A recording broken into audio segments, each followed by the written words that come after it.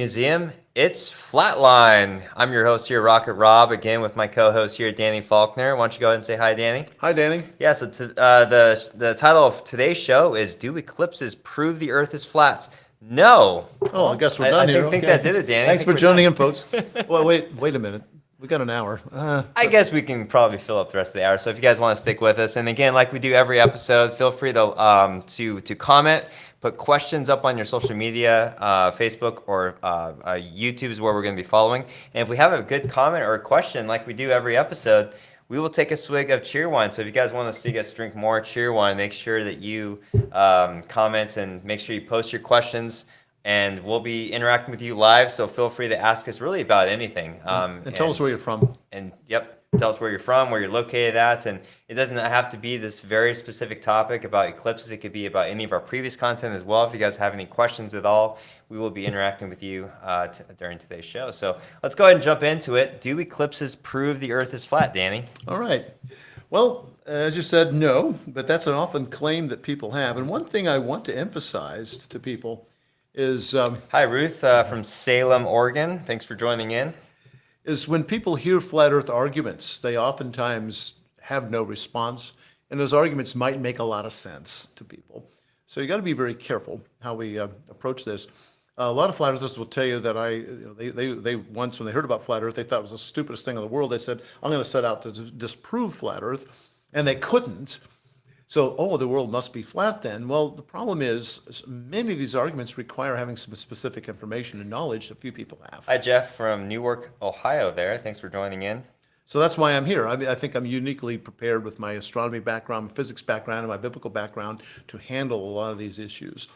I have here a photograph that our team here at AIG, the AV team, a few years ago during a lunar eclipse took. It's early in the eclipse, and the shadow you can see there, or the darkness on the moon, is on the left side. And people notice that all the time. And they say, wait a minute, that is the wrong direction.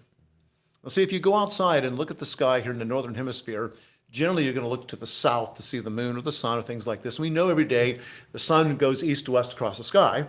When you're looking south, Hey, Timothy from Ohio.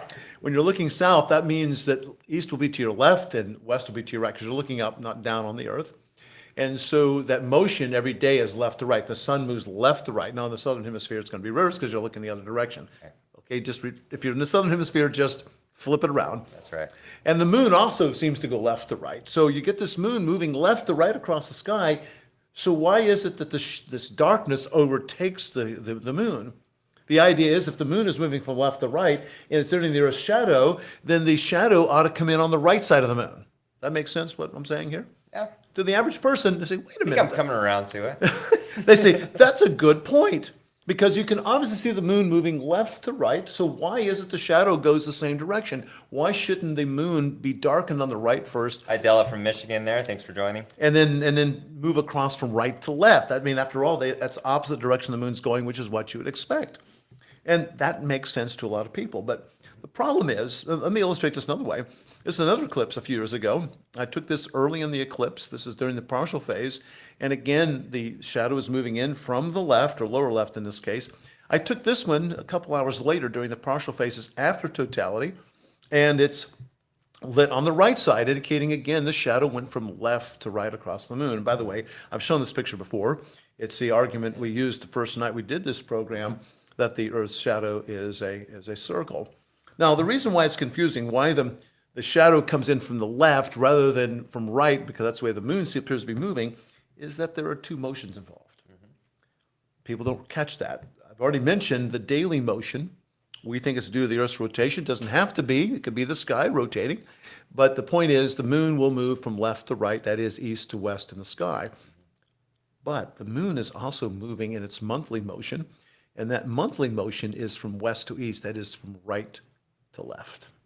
Got some from Sicily here as well, so welcome. Sicily and Italy, huh? Yeah. That's cool. I like that. Now, that person's staying up kind of late. It's what, probably Time is it over there? midnight there, probably. Yeah, it's yeah. Dario, if you want to let us know what time it is over there, we're curious. I think it's right after midnight. Is it right after midnight? I think it is, Confirm yeah. that for us. All right, I'm going to illustrate the motion of the sun here. I've got three photographs. I took these about 3 years ago, I think, 4 years ago maybe. And I went out front of my house and I took pictures of the sun with my camera, and you can see it's a daytime shot. The sun is very grossly overexposed. The sun is not nearly that large in the sky, but it's overexposed there. And I'm going to show you the next two pictures. Here's look at my neighbor's house at that peak and the truck parked out front. About 45 minutes later or so, I took this photograph. And you can see the sun has moved from left to right. And then a third photograph, and again, more left to right. I'm going to sync through that quickly. Ready? We got wireless man Dan joining in from Kentucky. I'm Howdy, going Dan. to do this really quickly. Watch what happens. The sun moves, I keep saying the moon. The sun moves from left to right. I'll do it back slowly. This is the first, second, and third. So if you take pictures of the sun over the course of a few hours in the day, in the northern hemisphere, it will move from left to right. That's due to the daily motion that we see. So we got a question here from Joe Burton. So that movement explains why we only see the same face of the moon. Do you want to care to explain just a couple minutes why we only see the same face of the moon? Okay, I'll explain it in terms of the conventional cosmology. Every month the moon orbits the Earth, but it also, we call that revolutions, revolving around the Earth. That's right. But the moon also rotates on its axis at the same rate. So it rotates once on its axis and revolves once around the Earth, and as a result, it's keeping one face towards the Earth at all times. That's right. And why it does that, we don't know for sure. It's usually explained in terms of a tidal interaction, which would take a very long time, longer than we would allow in a biblical cosmology. But it may be a design aspect we don't know about. You know, the satellites, so the natural satellites of the moons of the other planets, most of them do the same thing. So maybe there's a design there. I've wondered. I have no idea what that might mean Let's take a otherwise. swig of cheer wine. I think we have That's some. an excellent question, yeah. We got some good ones. We got plenty of people. And again, for everyone tuning in, guys, if you have any questions or comments at all, it doesn't have to be about this specific topic that we're talking about tonight about lunar eclipses. It can be really about any of our previous content as well, anything flat earth related, or even about cheer wine if you guys want to know more about the deliciousness of cheer wine. We actually had a comment last week that I missed it. If we're being sponsored by cheer wine, we just want to let, if anyone from cheer wine is watching, we wouldn't be opposed to being sponsored. Oh, yeah. We could use the free soda. funding, if nothing, We can free have soda, that. if nothing else. Yeah. You can take the free soda there. So. Now, this east to west motion is not just the sun every day, but it's also the stars at night, the moon. Everything seems to go east to west due to that daily motion. Now, that said, the moon is moving in its monthly motion. I'm going to show this two ways. This is a couple of photographs I took back in 2019, I think, during a total lunar eclipse. And the first photo at the top there was taken early in totality. You can see it's kind of lit up on the upper right. That's near the edge of the moon's, of the Earth's umbra. And the bottom one was taken late in totality. The lit portion's over on the left a little bit. It's slid around on one side or the other. And I'm illustrating here the fact that the moon, between those two photographs, moved from right to left. You see the motion. Now, a critic might say, well, wait a minute, you've just moved it artificially. Well, there's a backdrop here. I hope people can see it at home. I'm having a hard time seeing it on my screen. But if you look very carefully, there is a star to the left of the moon right there. I've got an arrow pointing to it. Here in the studio, you can see it quite nicely on our screen. On my computer screen, not so easy to see. And I've identified the same star on the second photograph. So I lined these two pictures up, not looking at the moon, but looking at where the star was, because the star really isn't moving. The moon's moving with respect to the star. So the moon has moved from right to left. It takes about an hour for the moon to move its own diameter. And you got a funny comment? Dan Lowing. What's that? He says Rob Pro's Second Amendment. He's definitely got the guns out for this episode. I mean, our producer Tom did say we have to end this last episode strong, so that's what we're trying to All do. right. All right. So again, this is showing you the motion of the moon. It takes about an hour for the moon to move its own diameter with respect to the background stars. Remember, the stars are moving two daily, so you got two motions, one left to right, and the other one right to left in the case of the moon here. I'm going to show it another way. This one might be a little difficult for most people to do themselves, but this you can do yourself. I did this, would have been 5 years ago in March. I went outside one morning about 3 o'clock or 4 o'clock in the morning in March, and I took this photograph. And you've got the moon over there. You may recognize my neighbor's house. You got that distinctive garage roof there near the lower left of center at the bottom. Now the moon is overexposed like the sun was before, but look to the left of the moon. There's a star called Spica. It's a bright star in the constellation Virgo, and off to the left of that is is the planet Jupiter. It appears as a very bright star. You should be, I hope the people in the audience can see that, but it's lined up. So I went in, I put my camera up, took it back in the house. The next morning I got up at the same time, went outside and took this photograph. And you can see that Spica there, I've not got it marked, but Spica's there is over my neighbor's house, and Jupiter is off to the far left again. But the moon has moved. First photograph, the moon is way over here. Now the moon is there. And the next morning I did the same thing. A few clouds have moved in and the moon has moved. But if you look at all three photographs, you can see Spica and Jupiter. Now I'm going to do the same thing I did with the sun photo. I'm going to zip through those really quickly and watch what happens. The moon is moving from right to left. There you go. Again, this is the first, second, third photograph. I'm going to go from third to second to first. Order they come in. The sun moves from right to left. Now, the moon moves from right to left. All the while, the moon appears to go left to right because of the daily motion. The important thing is, I try to get my students to do this when I was teaching at the university. We go out at night, get a place you can do this when the moon's out. Right now, the moon's in the waning phases, so you need to do this in the early morning before it gets too light in the morning. Go out and at the same time each morning, like 6 a.m. or 6:30, pick a spot that you can go back to, like a spot in your yard. Notice where the moon is with respect to your neighbor's houses or something.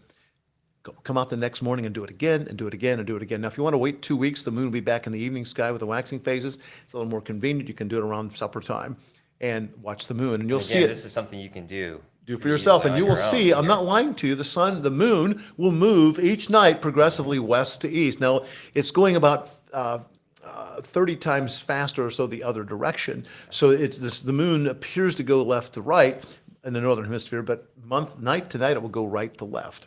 So I take these three photographs, and what I did is I took the third one, and I don't have to put the moon on that one because it's already up there on that photograph. But then I put little white dots to represent where the moon was on the first night and the second night. And I just put a little black circle there, a little bigger than the moon, to represent the Earth's umbra. Now, this was a waning gibbous, so the Earth's umbra was not there. But if it were, then as you went from the rightmost white dot to the one to the left and then to where the moon really is in this third photograph, it would have had to pass through that shadow. And you'll notice it would impinge on the left side of the moon first. That's right. So that's the reason why the shadow appears to go the wrong way. Yeah. You're looking at just the daily motion.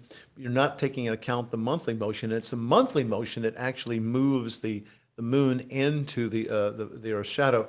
So flat earthers used to say it just goes the wrong way. Now they've shifted to saying, well, it changes direction when it goes in, and that's a perception you get. Because the moon doesn't usually pass straight through the center of the Earth's umbra. It goes a little above or a little below, and it kind of, from your viewpoint, it seems to roll around the edge a little bit. And what is the usual flat earther response to lunar eclipses? Have they come up with any kind of a model? Have they come up with anything on their own, or are they just chucking rocks at the conventional model? They're chucking rocks at the conventional model. When I've gone to the flat earth conventions, I've been to 3 of them, and I would just informally talk to people, interview them. I was curious. I wanted to ask some questions. I didn't want to argue. I just wanted to, why are they thinking this way? What are they thinking? And it's one of the questions I would ask. I said, what causes lunar eclipses or solar eclipses? And the answer I almost always got was, well, I don't know, but I know what it isn't. It's not there's a shadow on the moon. Yeah, they say it's some kind of a shadow object, an unseen object that they don't really know what it is. Well, they would say that right? for the solar eclipses, but for the lunar eclipses, they just say that the moon is a light in the sky, and it just does its own thing. So that's that's a question I think is fair to ask, but I never have gotten a good answer from a flat earther because they really don't seem to be interested in that. It's always so interesting that they're just not even. It seems like they're not even a bit curious to know what it really is, what's actually causing these lunar eclipses. Instead, they try to just like we were saying earlier, just try to chuck rocks at the conventional model, but not actually give their own option to what it is. I mean, that's fine. You can despise a certain model, but at least come up with a model of your own to try to explain some of these observations we have in reality. Well, they would respond that refutation does not require replacement. But the thing is, if you were talking about science, that's the idea about developing ideas and testing those ideas. So they did come up. You got the comments again? Yeah, so we got a couple comments here. I don't know if you want to just address them. We had one about the moon being transparent, and I think you have a chapter in your book. Obviously, we don't have time to go over all that, but definitely encourage you guys to check out Danny's Flat book, Falling Flat book. Danny does a really good job of just breaking down a lot of these arguments that we've been talking about over the previous weeks, and he does it at a very easy to read kind of understand. You don't have to have a PhD in astrodynamics or astrophysics or anything like that. You'll be able to check that out on our bookstore, as well as the Creation Museum. You can come on down to Petersburg, Kentucky, pick up the book, as well as the many different articles we have on our website. So feel free to look into that. We also got one in terms of the selenelions. I think we touched on that on the previous episode, right? If you want to let me handle both of these real quick. One of the arguments of flat earthers, they don't use it so much anymore. They used to talk about the moon being transparent because well, if it's a rocky body, obviously you can't see things through it. And the argument they made is they'd have somebody taking a video of the moon, and you could see these bright spots in the moon look like in the dark part of the moon. And they thought, these are stars shining through the moon. You can't have that. Well, they never actually identified what those stars were. You know, we have star charts, we have our catalogs, we know all those stars you're likely to see. We can unambiguously identify them. They never do. But from time to time, there are what we call occultations. The moon will pass in front of a star or a planet, and when it does, it blocks it out. And I have witnessed a number of occultations throughout my lifetime, and even a bright star such as Aldebaran, when the moon passes in front of it, it disappears almost instantly, and it is gone. It's one of the brightest in the top 20 of brightest stars in the sky. So if the moon were transparent to allow starlight to come through, you would definitely see Aldebaran through it. You never do. I think what's going on, they have hot pixels on these cameras that they're using, and they don't realize that those aren't stars at all. The other thing, selenelions, this is where the lunar eclipse is either beginning or ending, and the moon can be rising with in the east with the sun just setting in the west, and you can see them both for just a couple of minutes before the sun will set, and then the moon will rise. Or if it's early in the morning, the eclipse is ending, you'll see the moon setting in the west and the sun rising in the east, but only lasts for a minute or two. What happens, you need a very good exposure in opposite directions and very clear weather. So even if you're in the right place on the earth to see it, you're not likely to see it because the weather isn't going to cooperate. I've tried several times to see a selenelian. I came very close in November, but I didn't quite see it. They say that this can't happen because they call it the impossible eclipse. Well, there are two factors going on. Number one, the moon, the sun, and the Earth's shadow, the umbra, are not points. They actually have some extent. Half degree in the case of the sun and the moon, and the Earth's umbra is over a degree. So there's going to be a little sticking up and above the horizon anyway. And then there's atmospheric refraction. Yeah, it is a real thing, which rises things up a little bit, so it extends it a few more minutes. Flat earthers seem to indicate, this happens all the time. It happens every lunar eclipse, but there's a thin strip around the world where you can see this, and the weather better be very good, and you better have a good exposure. And furthermore, we can use the conventional understanding of eclipses to predict exactly where and when you might see a selenelian. So this argument that selenelians disprove the conventional cosmology is utter nonsense if you really investigate it and go beyond that. Yeah, we've also been getting a couple different comments here about in terms of what the Bible says about the Earth's shape. I think Della also asked, where do you see that in the Bible where it supports the flat Earth and whatnot?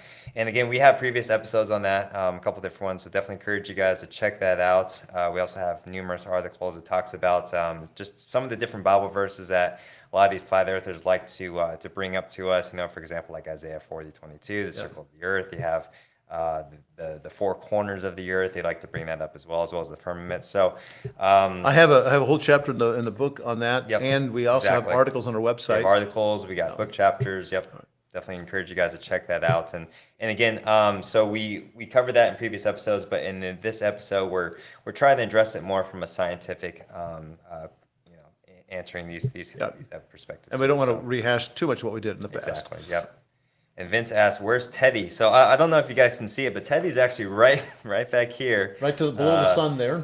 He's right next to the sun there. So if you guys have any questions for Teddy as well, and you can see he's wearing his Bengals jersey he got for Christmas, and he's really excited because the Bengals are back in the playoffs this year. That's right. They're playing this weekend. Number 3 seed, right? Yeah, and keep in mind, last week we were talking about one of the players, Damar Hamlin from the Buffalo Bills.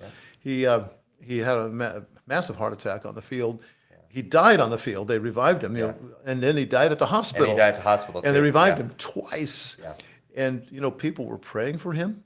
Well, was it yesterday or day before they transferred him to a hospital in Buffalo? Yep. He's in He's a stable talking, the condition, he ventilator's said, off, and- he's in better condition than he was. He's still not out of the woods, but I think the Lord has answered our prayers. Even in the NFL over the weekend, they were talking about in the games that he's showing improvement, and they talked about the prayers people had for them. They had players praying on the field. They were taking a knee and praying to our Creator. I just thought that was so interesting. All of a sudden, you had all these, normally secular people, all of a sudden using that word prayer, using that word God, even using the word Jesus in there. And I just thought it was a very interesting moment when that happened. All of a sudden, everyone just kind of sort of became a Christian at that moment. Everyone was willing to pray and just think about, the well-being of this player. They didn't care about the game anymore. And when you think about this, actually borrowing from the biblical worldview, through the biblical worldview, we have that love your neighbor command there. We also got that comment here. What's Teddy Bear's favorite food? If you happen to know? Favorite food? What's his favorite food? I think he's been asked that, but I don't think we ever discussed it. His favorite drink is cheer wine. Oh yeah, of course. But He can't have too much of it though, right? no, he can't. No, he can't hold gets it a well. little loopy.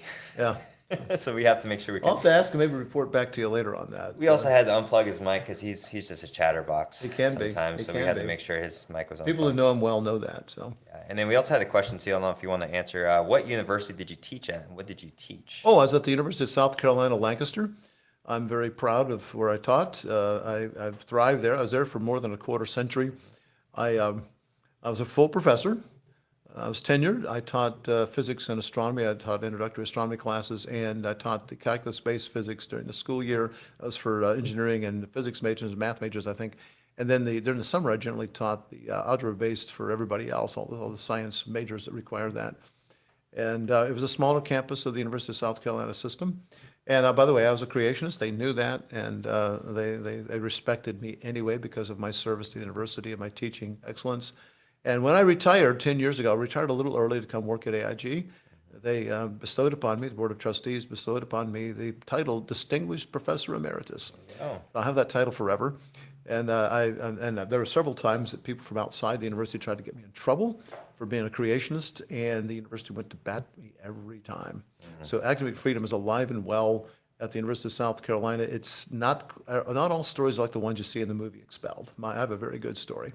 And you know what? If I had There are a lot of professors that have kind of the opposite story, right? Oh In yeah, terms of well, but standing on that creationist. if I not have this calling to come to AIG, I would still be there, still teaching, because I really loved the town. I love my neighbors, literally my neighbors, and I love my church, and I love where I worked, and it was just a wonderful place. And it's still Lancaster is still my adopted hometown. Yeah. I didn't grow up there, but I feel like I did. So.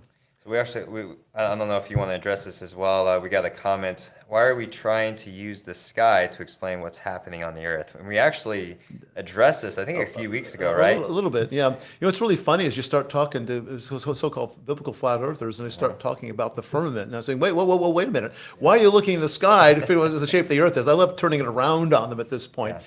Well, we look up in the sky because if the earth is flat and we move around on the earth, we're going to see something very different in the sky. If the stars are flat and local, if the earth is flat and the stars are local, and the sun and the moon are very close, we're going to see something very different than if the earth is a globe and the astronomical bodies are very far away. It's that simple.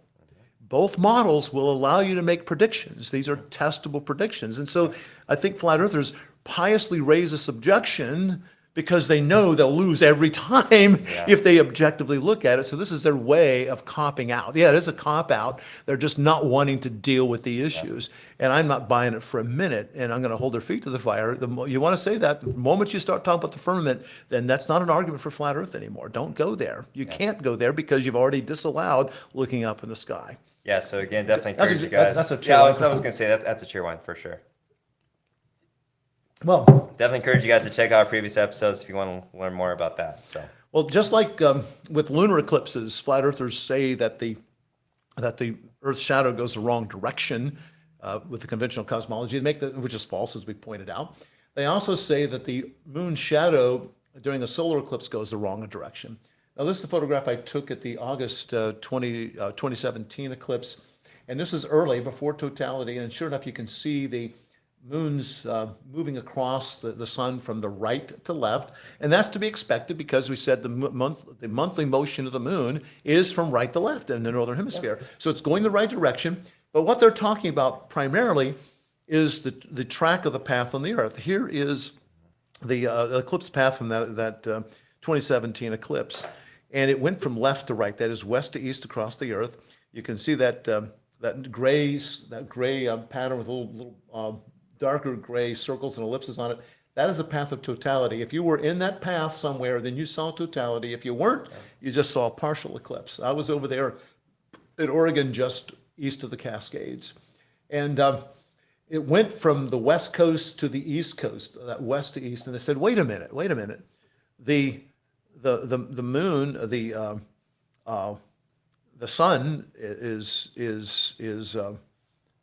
the Earth. Well, the daily motion is from west to east. The Earth is rotating from west to east, which makes the sun rise in the east and set in the west. So, if that's the case, wouldn't the Earth's rotation cause the track to go the opposite direction?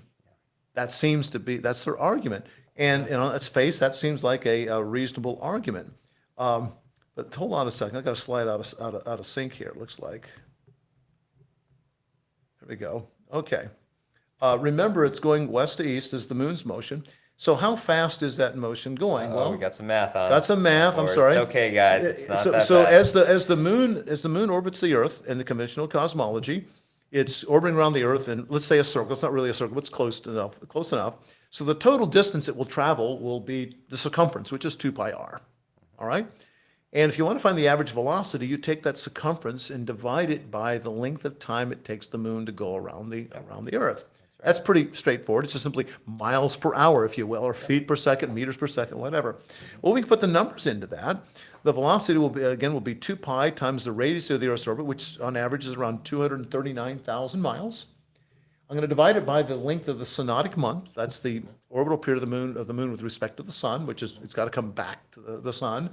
That's 29 and a half days, and there are 24 hours in a day. And if you do the cancellation of units, you'll see the days will cancel, and you'll be left with miles per hour. And if you get your calculator out, like I did, get my trusty HP out and run the numbers. Homeschool kids want to do this with us. Yeah. This is your time. Okay, I'm going to have to go ahead here because we don't have a lot of time. But when you do this, you can homeschool kids. You can freeze this, and you can do it yourself. Yep. Just hit pause and come on back. What I got was a little over 2,100 miles per hour. That's really fast.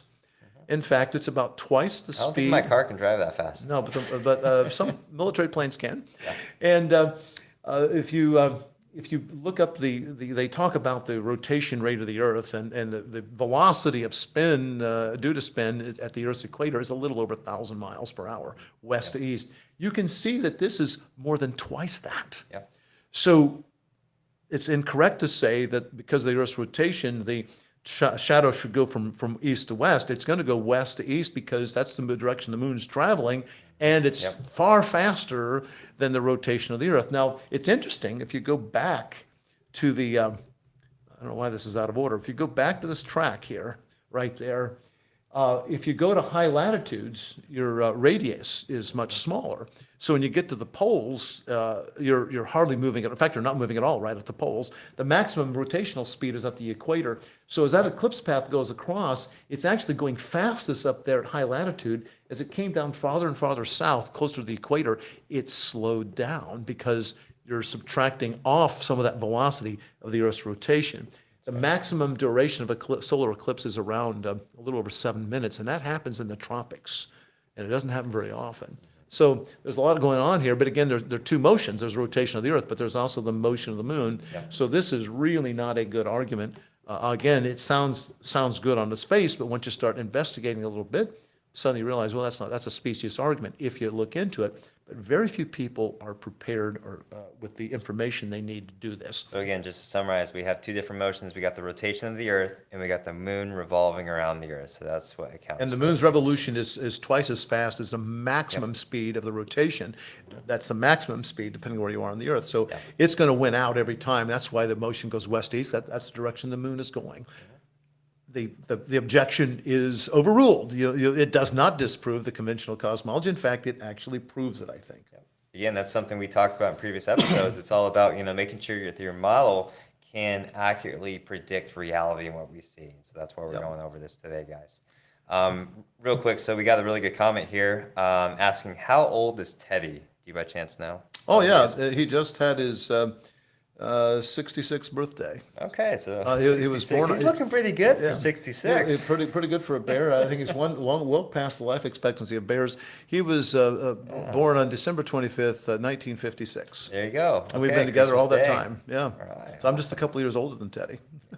So, hi Jennifer, watching from Kansas. So, Good. I not understand so far Kansas away. is flat. That proves the Earth is flat, doesn't it? I mean, obviously, right?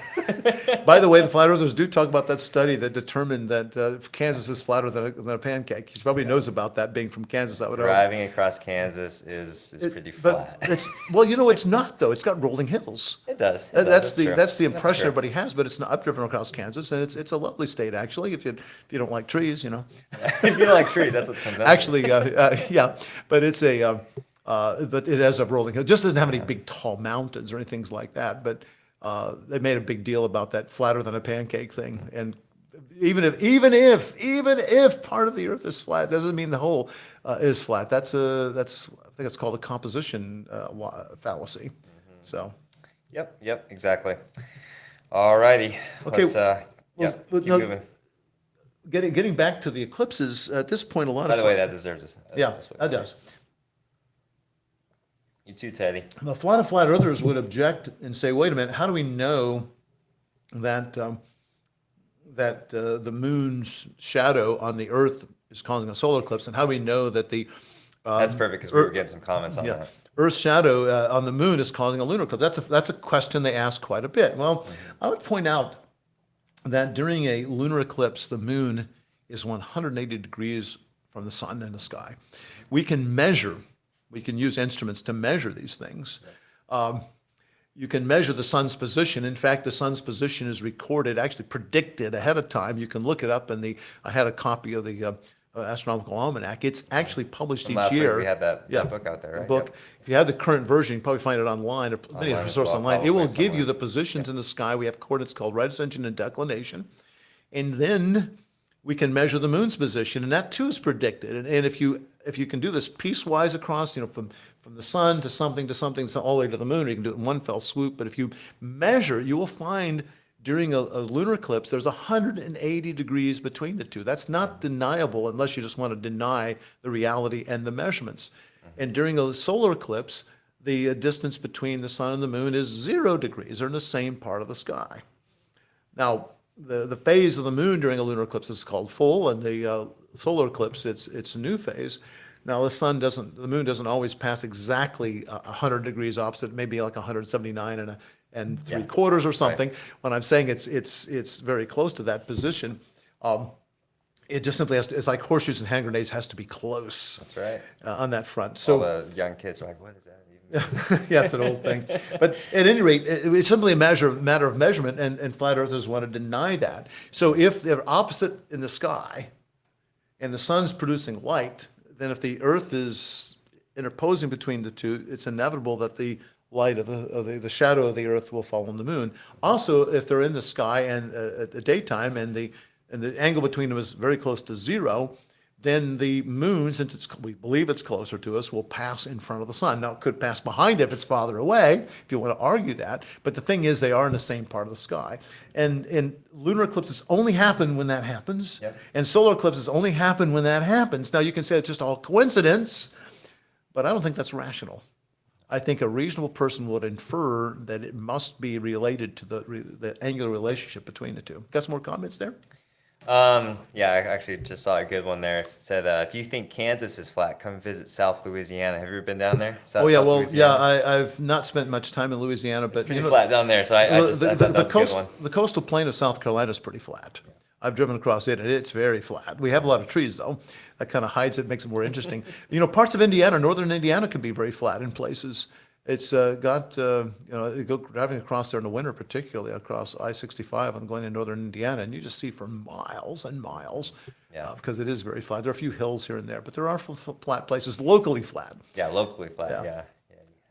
So hopefully that helps answer some of the comments. Anyone that was wondering about in terms of the sun, producing that light and how lunar eclipses works. Hopefully you guys have a better understanding of how that works now. And if you guys want to know more, definitely check out Danny's Falling Flat book as well as any of our articles online. Now, another claim that flat earthers make is that the Saros cycle is how NASA predicts eclipses. And the Saros cycle is something that was discovered by a number of ancient cultures. Yep. The Babylonians may have been the first. The Greeks may have picked up from them, but they knew about it. The Mayans here in the New World, they knew about it as well. And I think other civilizations in the Far East did it as well. So it's something people have known. And you can use Saros cycle to crudely predict eclipses. It's not a real good way of doing it. And I'll talk about the Saros cycle here for just a minute. There are two requirements for an eclipse to take place. The first requirement is the moon has to be the right phase. I've already alluded to that.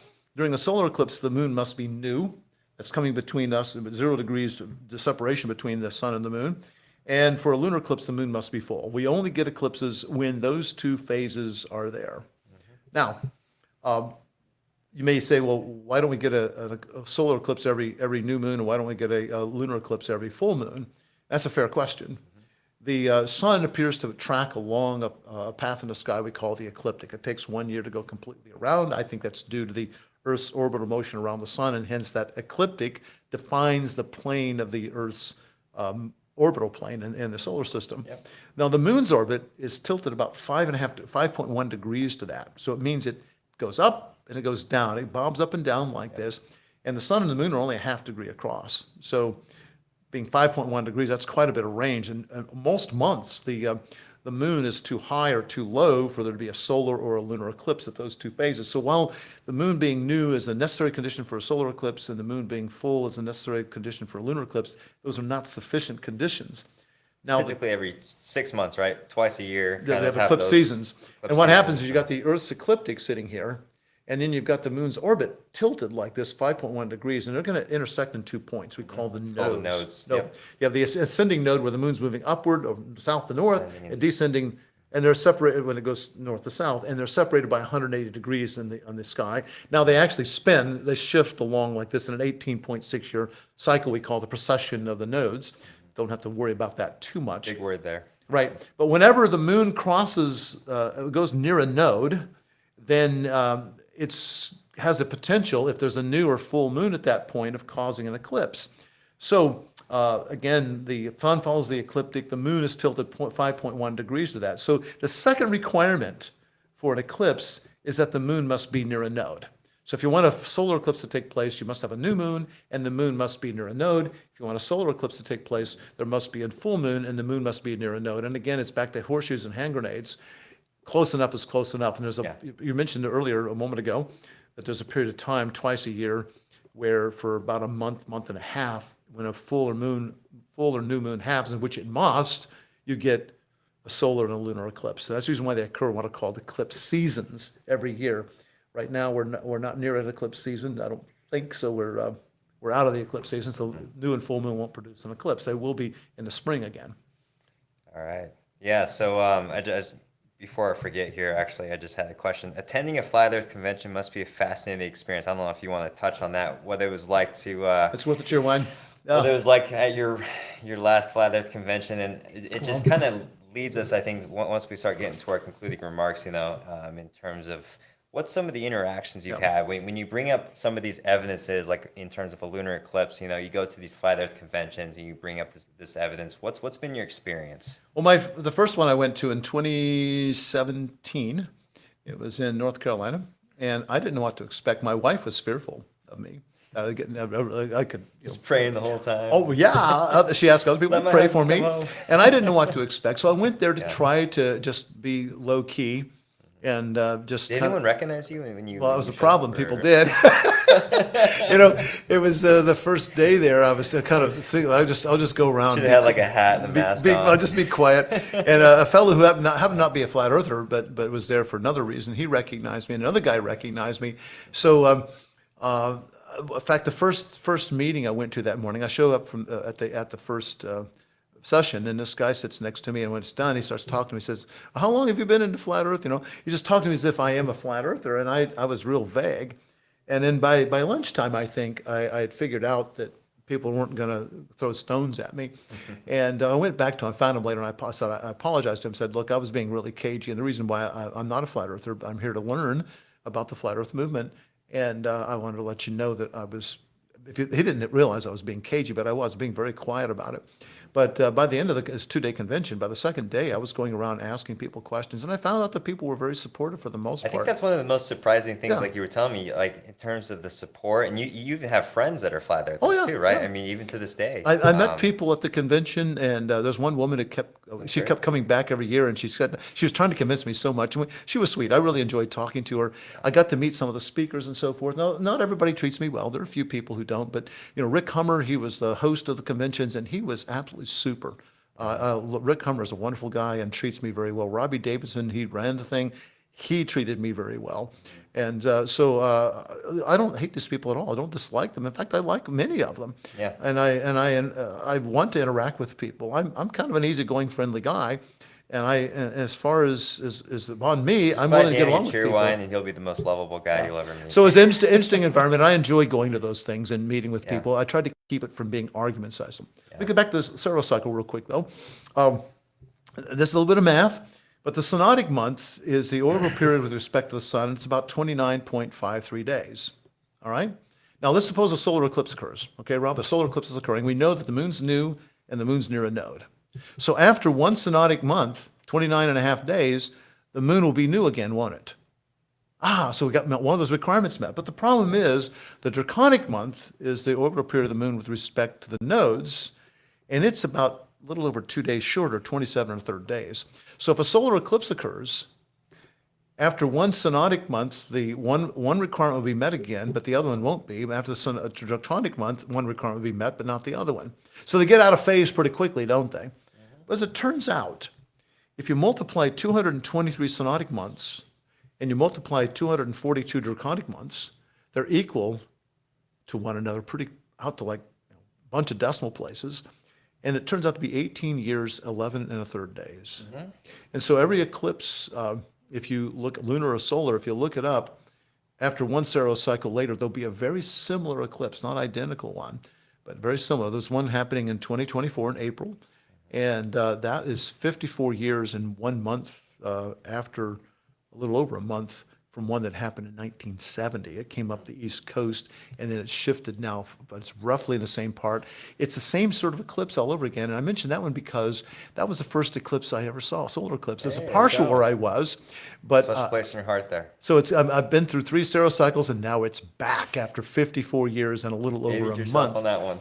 Now, once you recognize a cycle, then you can kind of crudely anticipate roughly when an eclipse will occur, lunar or solar, but you won't know the specifics really detailed. It's just kind of a crude way of doing it.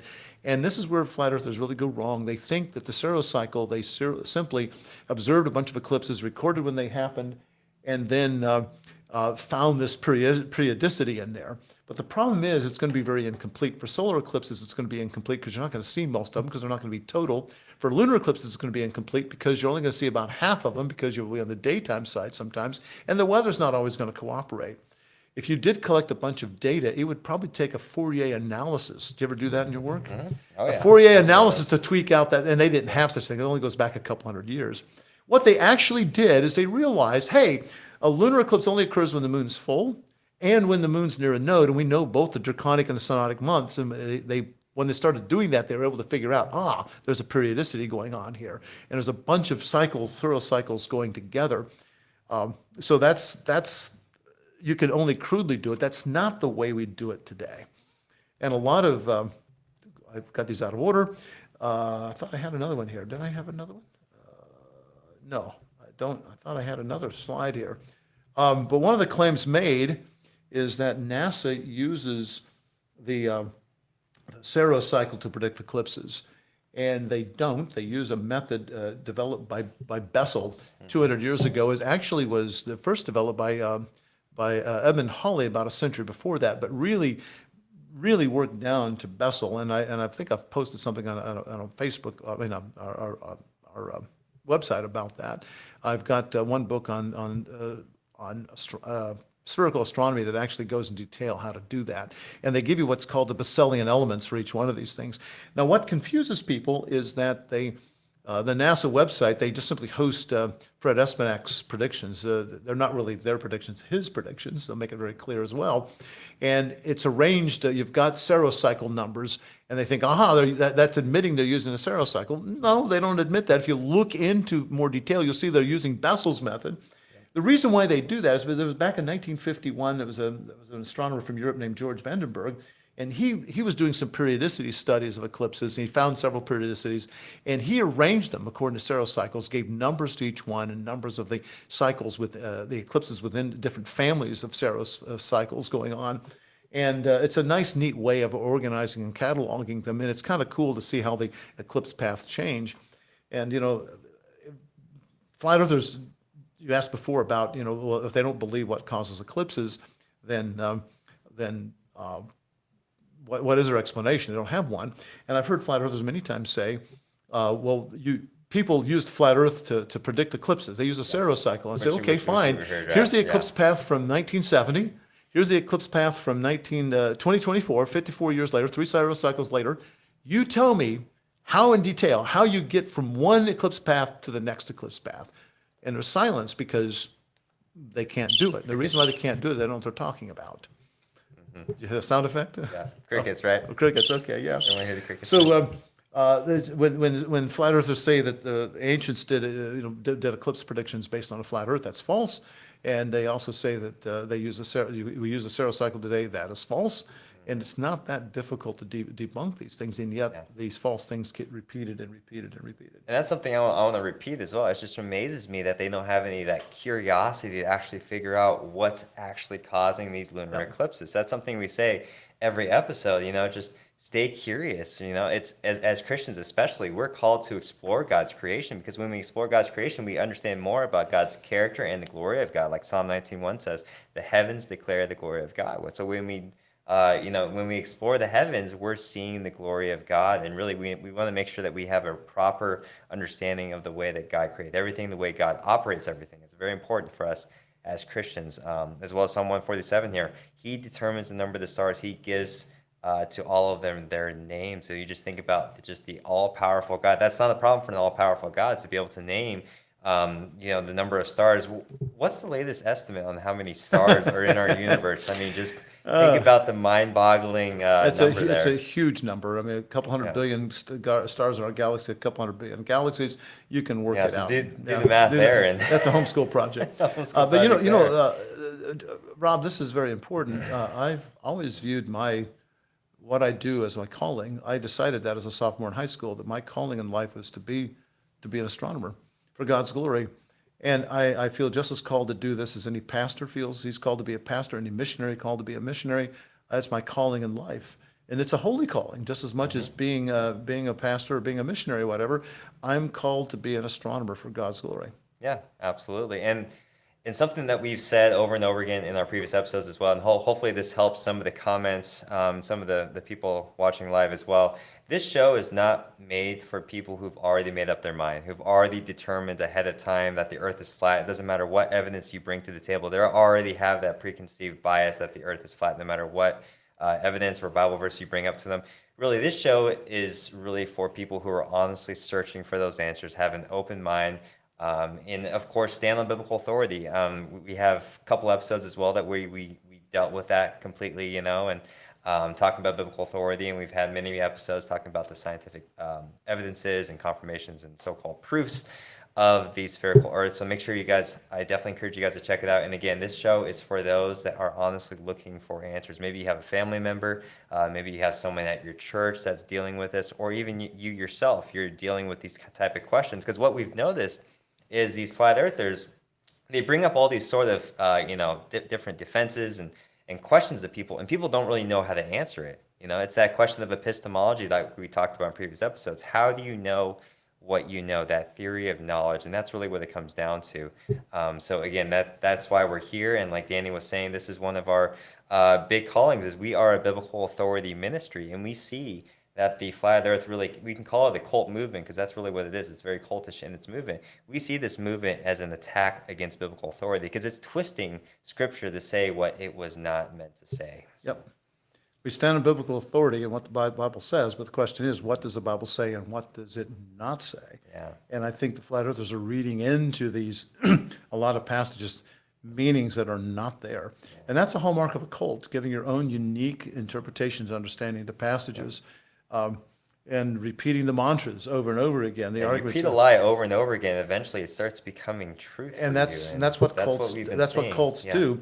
Right. If you talk to cults members, they have their talking points. They want how they want to talk about, and if you bring up something else, they don't want to go there. And flat earthers do the same thing. When in discussions with them, and I've had someone on the internet, social media, and again, they want to do their talking points. You bring up stuff, and they deflect. They don't want to talk about it. They want to keep harping on their talking points. And again, that's a characteristic of a cult. Yeah, and again, this is something like we've talked about before. Me and Danny, we're not going to be able to answer all of your guys' questions, so we definitely encourage you guys to look into this yourself, remain curious. And I want to show you guys real quick just how to do that on your own. If you guys jump onto your website here, I'm going to share my screen here. Let's see if I can do this here real quick, Tom.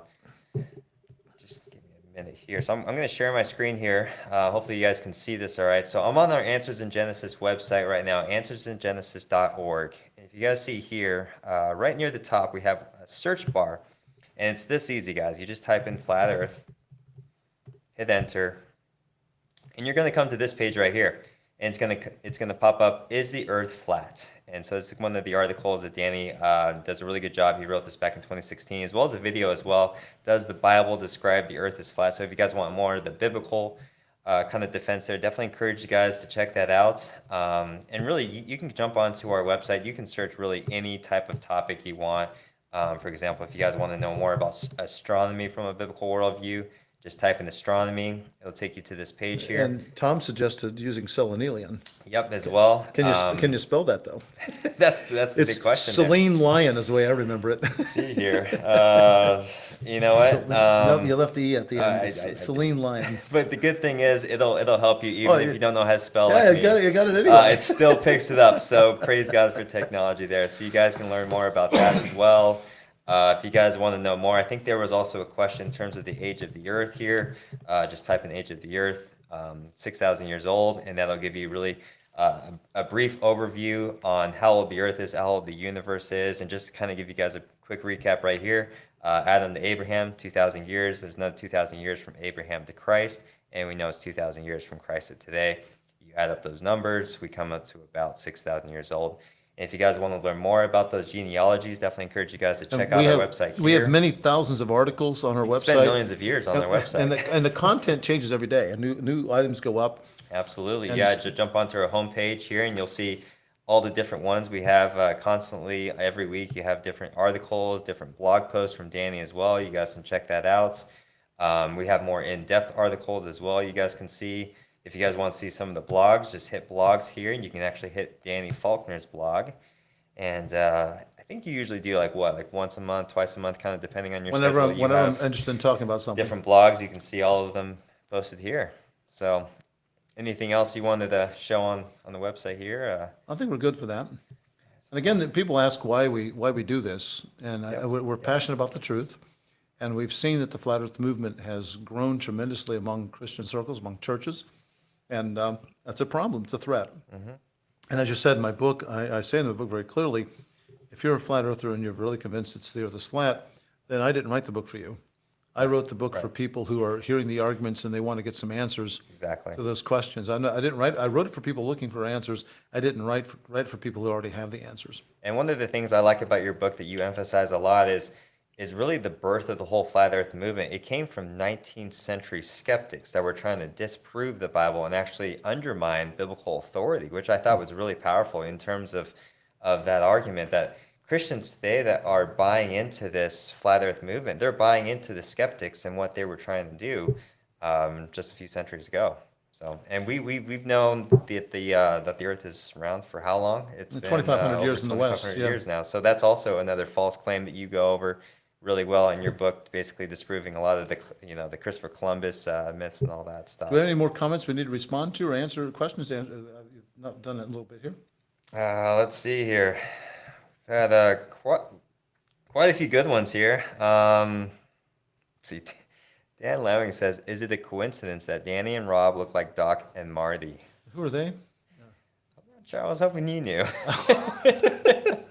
I said an earlier show, I think I was cool once, but that was a half century ago. We might want to mention our shirts. Yeah, You're recycling your absolutely. Flat Mars Society. Yeah, I'm wearing this one because it seems like most people like Yeah. this one. So this is one of my favorite ones. And- It's the Flat Mars Society. So this is something. And my shirt like- is from a program I've been doing for several years over Labor Day at the Grandview Camp in eastern Arizona. It's at 8,300 feet elevation in the White Mountains. Yeah. It's really dark out there. Being Arizona, it's dry.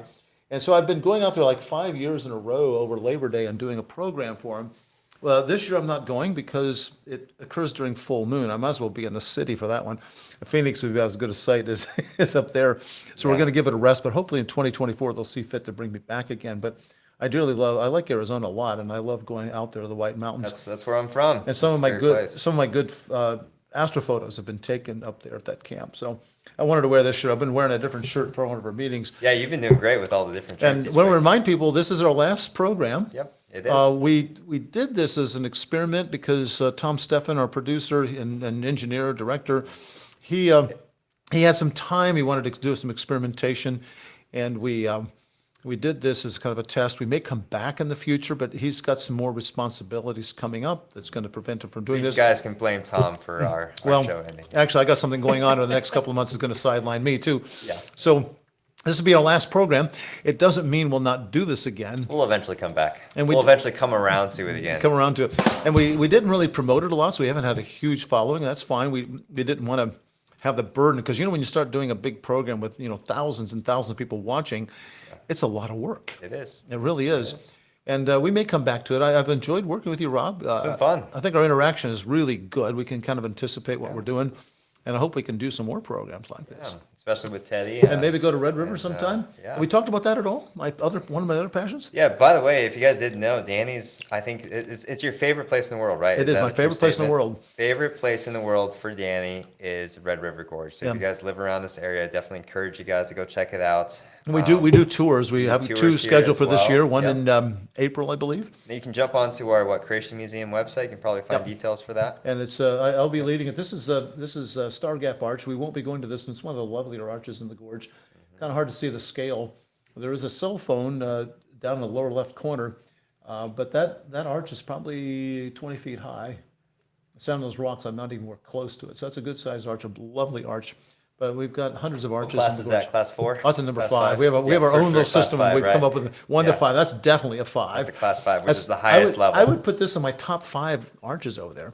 And I've been to about 280 arches now in the gorge. And I went back yesterday and just saw some fantastic stuff. Yeah, So- so, and then just ending, we had a great comment here. If you guys like this series, make sure you like, subscribe, and share this video all across the internet, so Facebook and YouTube as well. And Drink, share wine. yeah, so one person said, "I am curious though, what does cheer wine taste like?" It's How would you? It's a describe cherry it? soda. Yeah. And if you like cherry, I how love I cherry, describe then it. it's good. If you don't like cherry, well, then it's not so good. I've had some people tell me I that. think we can drink to that. Yeah, definitely. I've had some people tell me that it reminds them of taking medicine when they were sick growing up, and I said, and that kind of made getting sick worth it, because Yeah. you got to have that cherry medication. But it's a cherry soda. It's bottled in Salisbury, North Carolina. It's been big in the Carolinas for 100 years, but it's spread across the country a little bit more now. So. And I can- again, if anyone from Cheerwine's watching, if you guys want to sponsor us, we could use the free yeah. sample. We could use the cheer wine. I'm running low, by the way. Oh, that's a problem. I usually That's get the an issue. cans, which I can't get here, but the bottles I can get at Kroger. They're a little pricey, but they do have It's cane funny, sugar. like the first time I tried it, I tried the can, Yeah. and then I tried the bottle. It is a world of difference, guys. If you try Cheerwine, make sure you get the bottle. It's And also, there's a World of restaurant chain difference. out there called Cookout, a hamburger and hot dogs and stuff, and they have cheer wine on tap.